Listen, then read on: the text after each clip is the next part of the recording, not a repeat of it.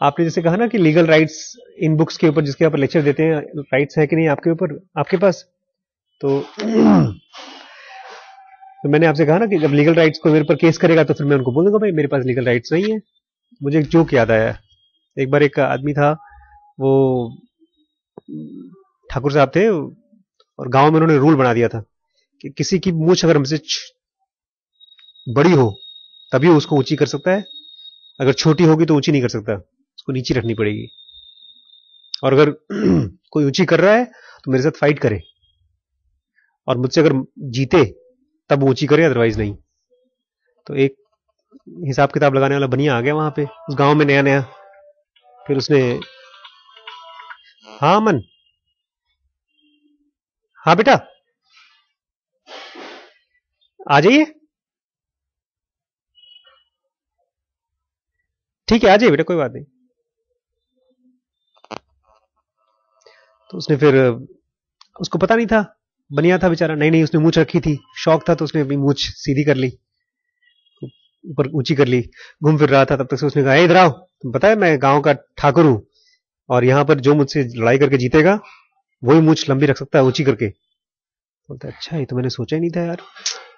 बोलता है फिर लड़ाई करो। बोलता है लड़ाई मतलब कैसे, क्या हाथापाई करनी है, कुश्ती वुश्ती? बोलता ना, लड़ाई अंत तक, जो जिंदा बचा वही जीतेगा, जो मर गया वो हारा। बोलता है ऐसे तो यार मेरे परिवार वाले, मतलब मेरी बीवी सब बेवा हो जाएगी, मेरे बच्चे सब अनाथ हो जाएंगे। बोलता है हाँ तो क्या हुआ? बोलता है मेरे हिसाब किताब से तब तो ऐसा करना चाहिए, हम दोनों को अपने अपने घर जाना चाहिए और अपने बाल बच्चों को मार डालना चाहिए, क्योंकि जब मरने के बाद फिर कौन देखभाल करेगा उनकी। तो ऐसा करो, तुम अपने घर वालों को मारो, मैं अपने घर पर मारता हूँ। तो दोनों अपने अपने घर चले गए। तो ये तो ठाकुर साहब थे, इन्होंने गर्दन काट दी गुस्से में, वापस आ गए। और वो था जो अपने घर से आया, बोलता है यार मैंने बहुत सोचा, मैंने जो मूछ ही नीचे कर लेता हूँ, क्या दिक्कत है, परिवार को मारना मेरे हाथ में नहीं है। तो जब कोई केसेस करेगा तो मैं अपनी मूछ नीचे कर लूंगा। फिलहाल मेरी मूछ ऊंची नहीं है। आज का टॉपिक है false consensus effect. False consensus effect. Consensus मतलब विचार, विचार। कंसेंसस मतलब विचार, वो सेंसस होता है, पॉपुलेशन जो है वो सेंसस होता है।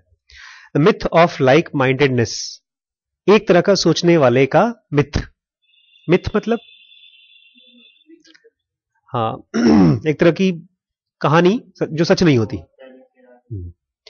विच डू यू प्रिफर, कौन सी बात को आप प्रिफर करेंगे? म्यूजिक फ्रॉम 1960s और म्यूजिक फ्रॉम 1980s? 1960 की म्यूजिक प्रेफर करेंगे कि 1980s की? जो अच्छी हो। आप? जो अच्छी हो। How do you think the general public would answer this question? General public इसमें से कैसे आंसर करेगी? पता नहीं।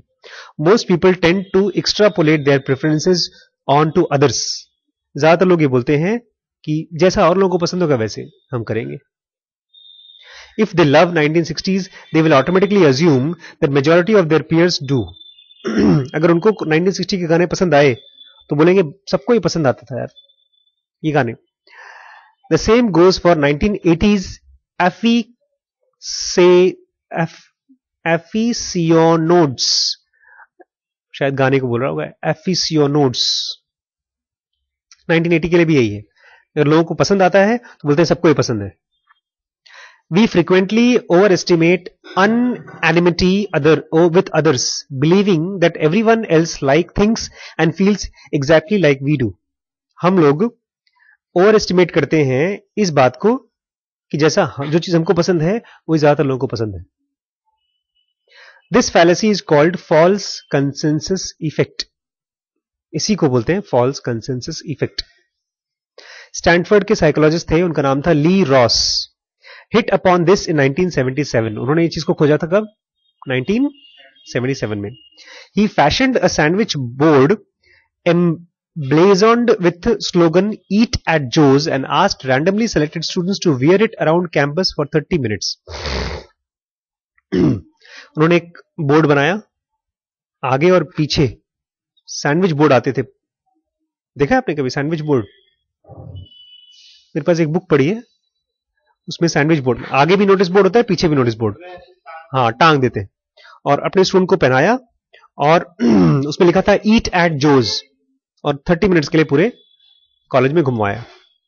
They also had to estimate how many other students would put themselves forward for the task.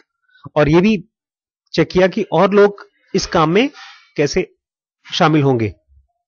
Those who declared themselves willing to wear the sign assumed that majority 62% would also agree to it. जिन्होंने agree किया कि हाँ sir हम रख लेंगे, लगा लेंगे, उनको लगा था ये तो कोई भी लगा लेगा. 62% लोग लगा लेंगे, ऐसा लोग मानते थे. On the other hand, those who politely refused believed that most people 67% would find it too stupid to undertake. और जिन्होंने मना कर दिया, हाँ ये तो खराब है, बेवकूफी है, तो उनको लगा कि कोई नहीं मानेगा. 67% लोग उनके हिसाब से नहीं मानेंगे. In both cases, students imagined themselves to be the popular majority. दोनों ही केसेस में उनको लगा कि 50 से ज्यादा 60% के ऊपर मेजॉरिटी में, जैसा हम सोचते हैं वैसा ज्यादा लोग सोचते हैं. False consensus effect thrives in interest groups and political factions that consistently overrate the popularity of causes. वो cause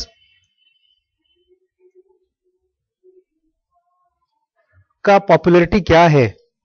कोई भी कॉज, हमको कोई स्पीसीज खत्म हो रही है उसको बचाना है, ये कॉज है. या जैसे आजकल मोदी जी ने झाड़ू मारने का कॉज चालू कर रखा है, सफाई करो, तो कॉज से मतलब नहीं है. लोगों को लगता है कि जो चीज मुझे लगता है ठीक है वो ज्यादातर लोगों को ठीक लगता है. N obvious example is global warming. जैसे ग्लोबल वार्मिंग, आपको लगता है ग्लोबल वार्मिंग खतरनाक चीज है? क्यों? ये नेचर में बिगड़ रहा है. और हम लोग उस दिन पढ़ रहे थे, माइंड में जो थॉट प्रोसेस है वो कैंसरस डिजायर बन जाता है, वो ज्यादा खतरनाक है कि ग्लोबल वार्मिंग? लेकिन ज्यादा फेमस कौन सा है? Global warming. However critical you consider the issue to be, you probably believe that the majority of people share your opinion. कि कोई भी थॉट हो, आपको लगता है जो आपका थॉट है उसमें वो ज्यादातर लोग मानते हैं. Similarly, if politicians are confident of election, it's not just blind optimism. They cannot help overestimate their popularity. इसी तरह से जो पॉलिटिशियंस होते हैं वो जब इलेक्शन लड़ते हैं तो ऐसा नहीं है कि वो लोग ओवर कॉन्फिडेंट हैं. पॉलिटिशियंस लोग ओवर कॉन्फिडेंट नहीं होते, वो इसी चीज से परेशान होते हैं. किसी से? कंसेंसस इफेक्ट से. कंसेंसस इफेक्ट मतलब हम लोगों को लगता है जो हमारा जो ओपिनियन है वो ज्यादातर लोगों का यही ओपिनियन है, हम अपने आप को मेजॉरिटी में ही कंसिडर करते हैं. Artists are even worse off. और इसमें जो एक्टर्स और आर्टिस्ट्स हैं वो तो और बेकार हैं. In 99% of new projects they expect to achieve more success than ever before. लगता है वो पुराना वाला था उससे तो ये फार बेटर करेगा. अब पर्सनल एग्जाम्पल, जैसा उसका खुद का एग्जाम्पल है, I was completely convinced that my novel Massimo Marini would be a resounding success. उसको लगता है जब मैं एक नॉवल लिखूंगा तो धड़क्के से बिकेगी. It was at least as good as my previous book, क्योंकि कम से कम वैसी तो होगी जैसे मैंने पहले बुक्स लिखी थी. I thought and those had done very well. और पुरानी किताबें अच्छे से बिकी थी. But the public was of different opinion and I was proven wrong. लेकिन जब मार्केट में मेरी बुक आई तो बहुत नहीं बिकी. Of course the business world is equally prone to such false conclusions. Prone मतलब जैसे टीनेज बच्चे एक्सीडेंट्स के लिए, बाइक एक्सीडेंट्स के लिए प्रोन है क्योंकि तेज चलाते हैं.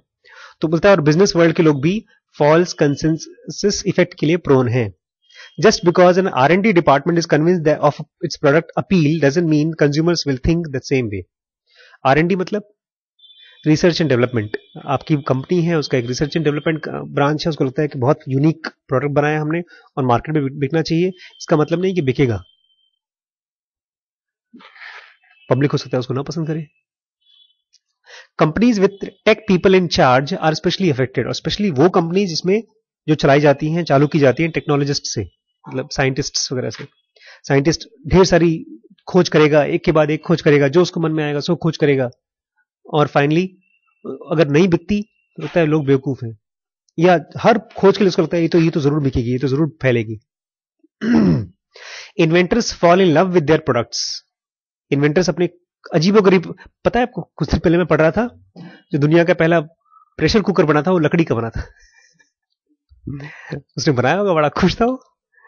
लकड़ी के प्रेशर कुकर कैसे चलाएंगे आप? Companies with tech people in charge, they love their products, sophisticated features, and mistakenly believe that these will bowl customers over. bowl मतलब बोल्ड कर देगा। जब प्रोडक्ट आएगा मार्केट में, कस्टमर तो पागल हो जाएंगे इसके लिए। False consensus effect is fascinating yet for yet another reason. एक और रीजन की वजह से ये बहुत फैसिनेटिंग है। बताओ बताओ कितना दीदी ने, दीदी आ गई मांगने बेटा। इफ पीपल, हाँ अभी एक्सक्यूज मी करता हूं थोड़ी देर में। If people do not share our opinion, अगर हमारे ओपिनियन लोग शेयर नहीं करते, we categorise them as abnormal. आसान है। अगर तुम्हारा व्यू और मेरा व्यू मैच नहीं करता, इसका मतलब तुम एबनॉर्मल हो। एक कहानी याद आई मुझे यहां पर। बहुत साल, अच्छा पैसे चाहिए तेरे को? कितना पैसा लेगी रे? वो ड्रॉर में पड़े, पैसा ले। सॉरी मैं थोड़ा लेट हो गया आपके लेक्चर के लिए। चलो बैठो चुपचाप।